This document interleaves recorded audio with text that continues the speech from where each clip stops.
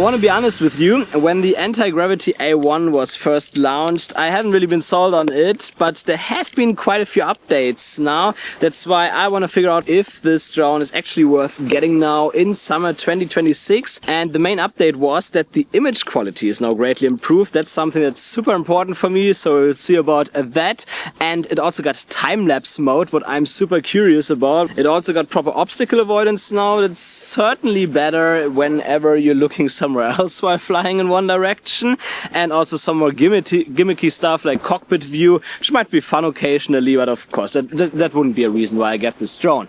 Anyway, there is also a little problem. I live in Thailand here. In the area where I live, there are all those blue zones now on the map where you are supposed to have to get permit 3 days in advance, which is why I want to invite you on a little trip here to southern Thailand. We don't have those blue zones, so it's much easier to fly. And yeah, I would say it's time for my first flight here. See how it goes. Okay, it seems to fly. That's awesome. Oh yeah, that's nice here, that's nice. Wait, I think there was a mode called FPV mode. I think that's more what I'm used to. Yeah, I prefer that.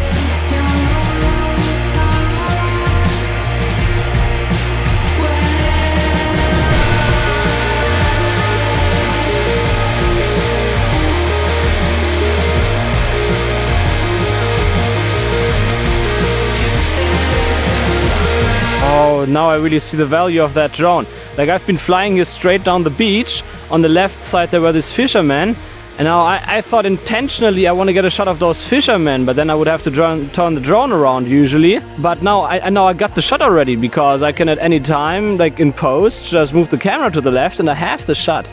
So I wouldn't even have to like stop the drone, turn it around, and then focusing on getting the shot while the fishermen get distracted. No, I can just continue flying. Like, that is pretty cool. Now I'm there and I can just look around. Can look down. Yeah, I'm over the ocean. I like that. Yeah, that's cool. You should chase this drone and rent it to people. Just for the experience. They will love it. Let's chase the eagle. Yeah, nice.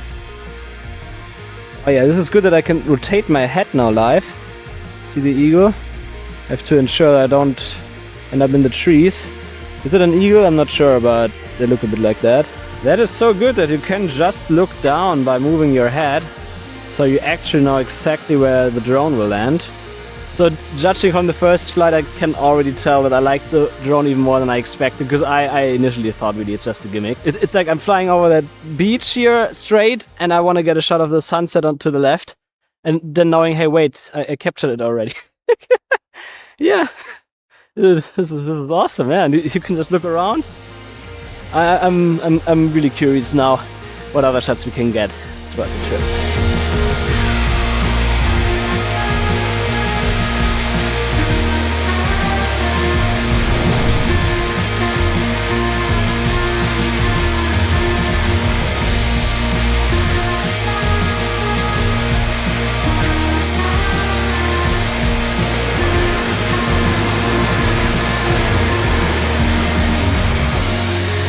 Welcome to Koh Lanta Island. This is probably my favorite island in Thailand. I'm still like deciding between Koh Phangan and this one here, where I spent so much time here before. And I have a little story here, which was that actually about 10 years ago, I crashed my very first drone on this island, and actually at exactly this beach here. Because what I did was a pullback shot, so the drone flying away from me. And when you do that, if you press right, the drone would go left and opposite. And so there was a tree where the drone got closer and closer on the left side. I pressed right, drone went left and straight up into the tree. And now with this drone here, with a 360 drone, this would not have happened, because I could just navigate straight through, and in post I would simply rotate the camera. So I got the pullback shot, but I was actually flying forward and not backward. So it's a lot safer, and that's why I want to reproduce this shot here now. And hopefully don't crash this time. Okay, we're in the air. I would say I have to turn the sensors off. Ooh, that's scary. Send it. Okay, I had like a small crash, luckily in the leaves. It was because I'm not so used to this controller. I'm used to more traditional FPV controllers, so before doing something like that, get a bit more used to it. This controller is actually really beginner friendly. There's probably no easier way to fly it, but if you're used to different controllers, then that is an issue. Let's try once more.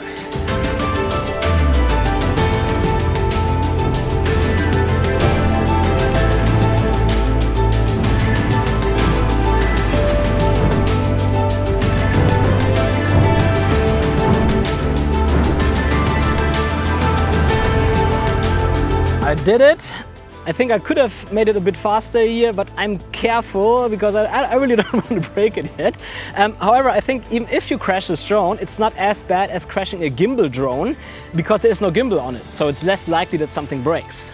By the way, if you worry about your first flight, the A1 also has a simulator available in the goggles, and that's useful to get used to controlling the drone without any risk. It's definitely useful in my case. I also did a little crash test where I navigated the drone towards a tree with sensors on in brake mode, and in both tries the drone detected it successfully and stopped to prevent a crash. So that works as it should.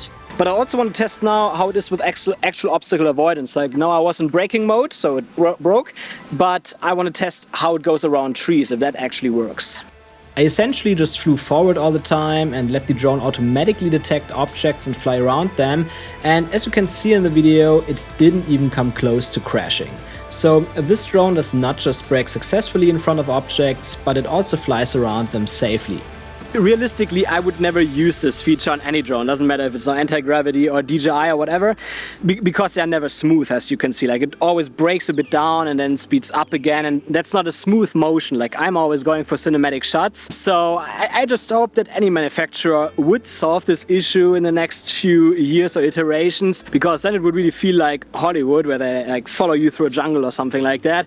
But I understand it's really complicated to handle it. And by the way, also worth mentioning here is, if you crash it, let's say in sports mode or whatever, you do have replaceable lenses here.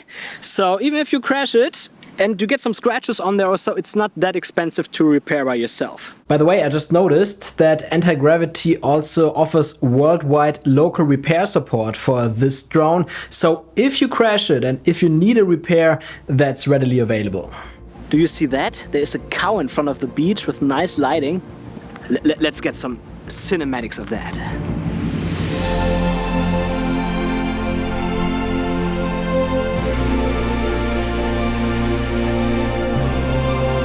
That was one of those situations. I felt a strong urge to tunnel the cow, but no, not without prop guards. I don't want to hurt it.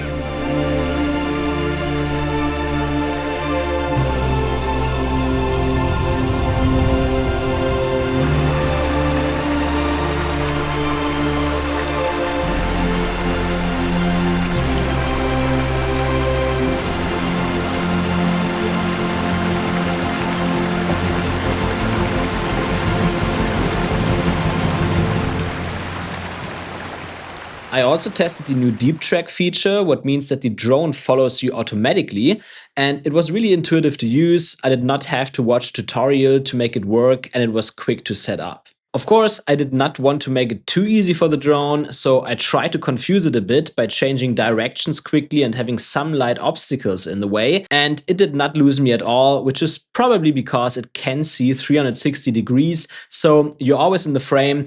It's hard to lose you. Great job, Antigravity. Now I'm also doing a little wind resistance test here, as you might be able to hear on the microphone. And you can definitely see that it has to fight the wind a little bit. Now it gets a bit stronger. And that is pretty much what I would expect from any other mini drone. Like it handles that quite well. As you can see, it's already hovering here for about 5 minutes and it barely moved from its place. So it does a great job. And you can also, okay, right now the wind is a little bit less. But yeah, now you can see it's coming, like you can see it in the trees. Get quite a bit of wind here. I did experience more wind before, like Iceland coastlines and stuff, but for anything that's somewhat usual what you would get, this actually handles that pretty well. Now let's also test the return to home feature and how accurate it is when it lands. I put it on that circle here. So let's see if it lands back right in the middle of the circle when it comes back.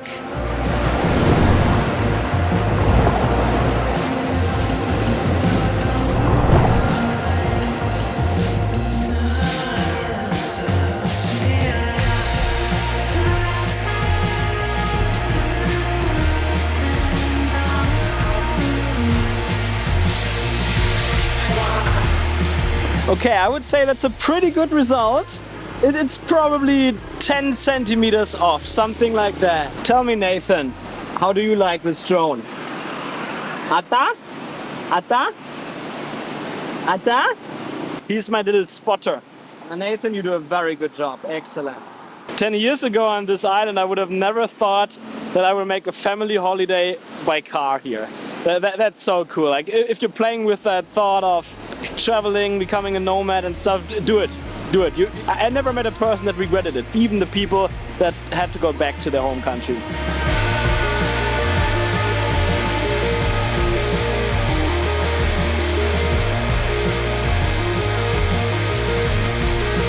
I tried to shoot some time lapses this morning, both with my normal cameras, but also with the A1 drone.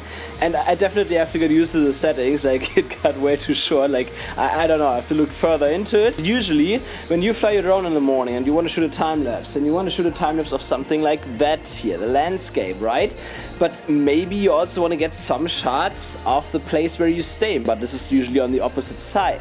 And now with a 360 drone, it just captures both sides, and then you can decide in post. Like, you can make 2 time lapses or hyperlapses, like one of the landscape and one of the place you stay, or only of the landscape. So there is definitely a big upside to shooting 360 time lapses with drones, but also with 360 cameras, of course. Do you see that freaking storm coming? It's like 20 seconds away, and like a minute ago I landed the drone from the time lapse. Well, that was tight, but I think this time lapse is amazing.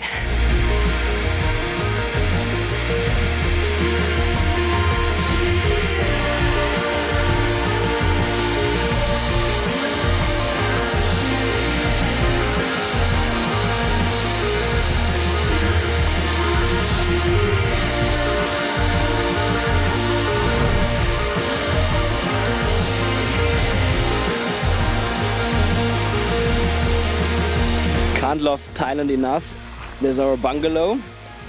There's a super nice beach with a super nice cliff, and what I would never expect anywhere is that right next to it you have such a nice cozy cafe.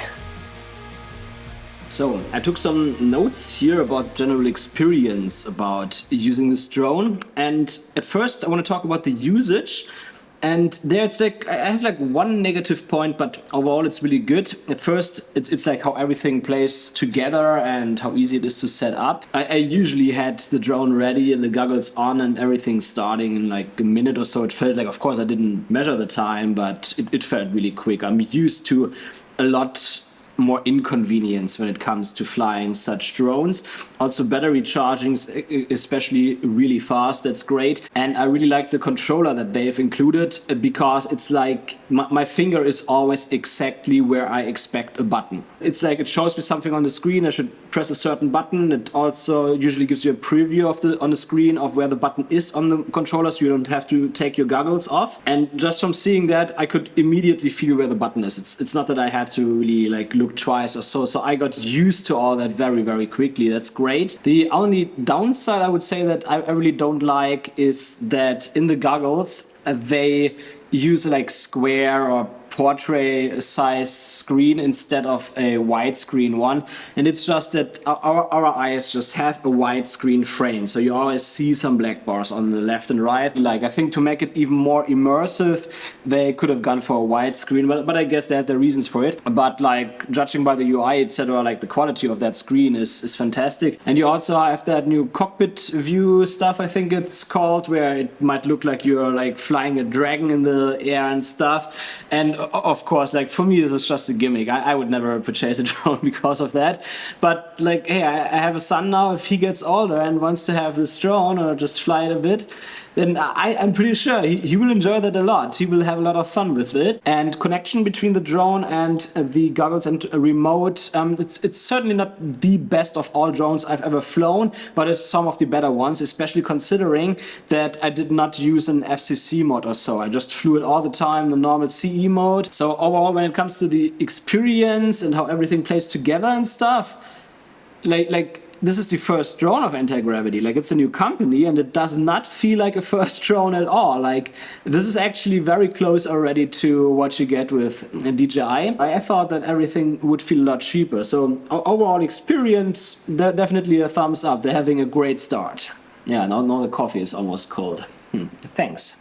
Let's come to the video quality of the A1. At first, there is unfortunately no 10-bit lock, what I would really like to have. I hope we get that in a future upgrade or so. However, I have to say that the footage definitely does not look bad, especially when you have a look at it on the computer. And I'm saying that because when I looked at the image in the goggles, I thought the dynamic range wouldn't be that good, but that was mainly because in the goggles, when I underexposed by one stop, the sun oftentimes was still pretty big in the sky, what usually indicates that the dynamic range is not that great, but that is only because in the goggles you see the image relatively big, so it's more an illusion. But when you look at the image on the computer later, because of that wide angle, the sun becomes a lot smaller and it's actually not a big issue. That's why actually the image overall looks quite nice, and especially if you turn the sharpness down, etc. a bit in the settings, then actually you get a pretty pleasing image that doesn't look that smartphone-like. I also reduced the contrast in the image settings to give it even more dynamic range, and yeah, I mean, after color grading it a bit,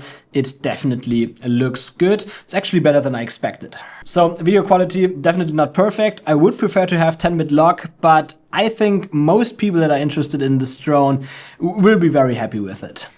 So I thought let's end this video by this wonderful hidden beach here we've just discovered. Can I recommend this drone? The question, of course, like always, is who to recommend it to. Because like if you're... Oh, coming dog.